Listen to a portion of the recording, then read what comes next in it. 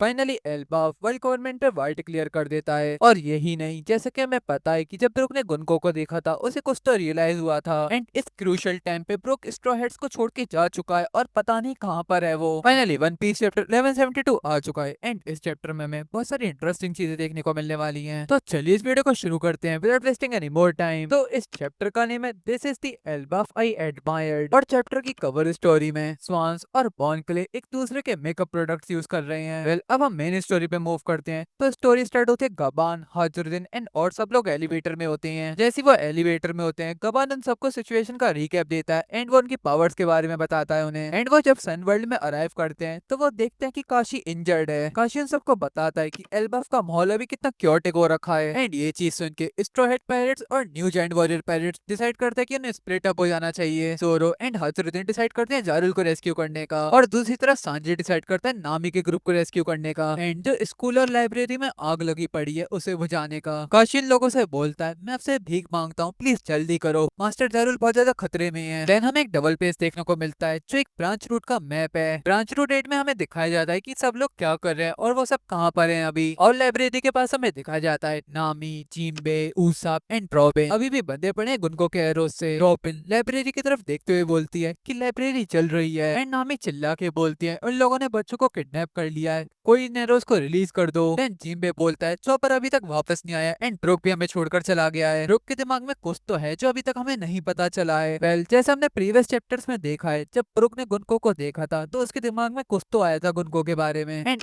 Book इस panel में भी नहीं दिख रहा है एंड जिम्बे ने भी बोला है वो उन्हें छोड़कर चला गया है। अब हम मेन स्टोरी पे आते हैं तो यहाँ पे ऊसाप बोलता है मैं मास्टर डोरी और मास्टर ब्रॉगी को ऐसे देखना नहीं चाहता। और अब सीन शिफ्ट होता है और हमें दिखाया जाता है कि डोमी रिवर्स जायंट वेस्टर्न विलेज की तरफ जा रहे हैं जारुल को मारने एंड दूसरी तरफ रिप्ले, ओइमो एंड और सारे जायंट बच्चों को रेस्क्यू करने की कोशिश करते हैं जो ऑलमोस्ट पोर्ट पे पहुंच चुके हैं। और ये खबर वेस्टर्न विलेज के जायंट्स पे भी पहुंच जाती है एंड वो जारुल से भागने की बोलती है लेकिन वो रिफ्यूज कर देता है बिकॉज उसके पास कुछ है जो उसे एल्बाफ को बताना है। देन वो एक डेंडन मोशी यानी कि ट्रांसपॉन्डर स्नेल यूज करता है एंड उस ट्रांसपॉन्डर स्नेल से वो पूरे एल्बाफ के जायंट से कम्युनिकेट करता है। जारुल वो सारी चीजें रिवील कर देता है जो 14 साल पहले हुआ था एल्बाफ में। वो बताता है कि लोकी इनोसेंट है एंड वो हरल्ड का एक्चुअल मर्डरर नहीं है। देन वो बताता है कि वर्ल्ड गवर्नमेंट ने पहले एल्बाफ को कॉन्कर करने की कैसे ट्राई करा था। फिर हमें एक अमेजिंग डबल पेज दिखाया जाता है जिसमें ईमू डोमी रिवर्स स्टैंड को कमांड कर रही है एंड दूसरी तरफ किलिंगहम एमएमएस को कमांड कर रहा है जो बच्चों के नाइटमेयर मॉन्स्टर्स हैं। और सॉम्बर्स जो चारुल की स्पीच सुन रहा होता है। चारुल अपनी स्पीच में बोल रहा होता है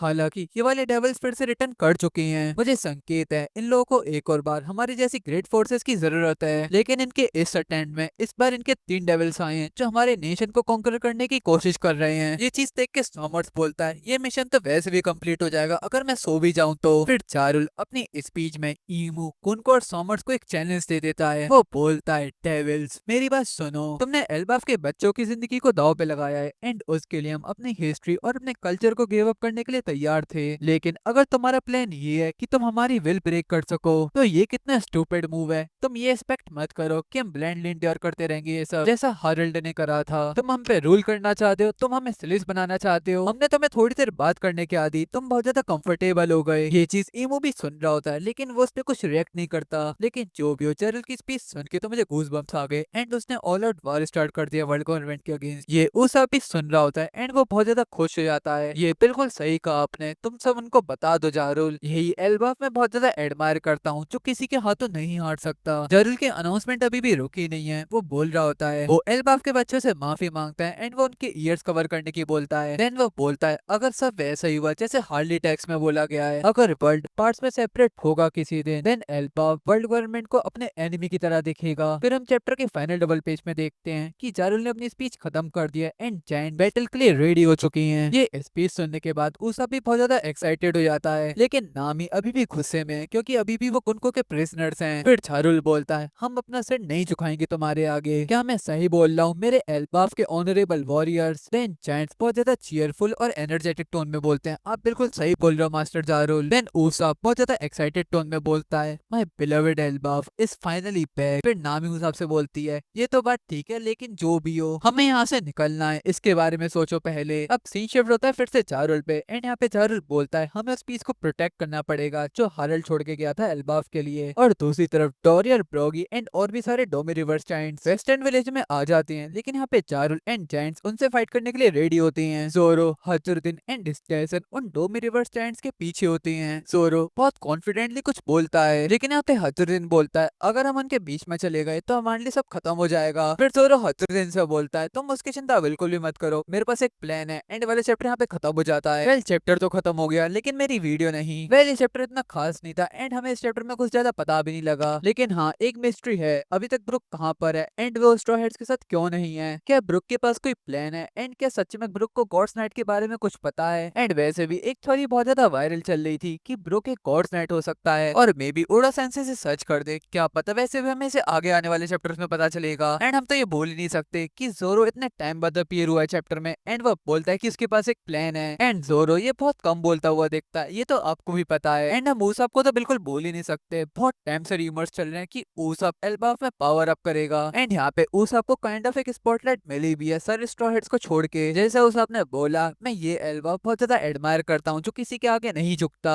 वेल क्या पता ऊसप को लोकी का वेपन रैग्निर मिल जाए। वैसे हमने ये वाले हिंट्स बहुत टाइम से देख रखी है। वैसे जहाँ तक मुझे याद है एक बार ऊसप ने 10 टन का हैमर उठाया था, वो आई गेस थ्रिलर पार्क में था। वैसे अगर मैं गलत बोल रहा हूँ तो आप मुझे कमेंट में सही कर सकते हो एंड इसके ऊपर मैं आई गेस थ्योरी वीडियो भी ला सकता हूँ। वैसे इस वीडियो को एंड करने का टाइम आ चुका है। अगर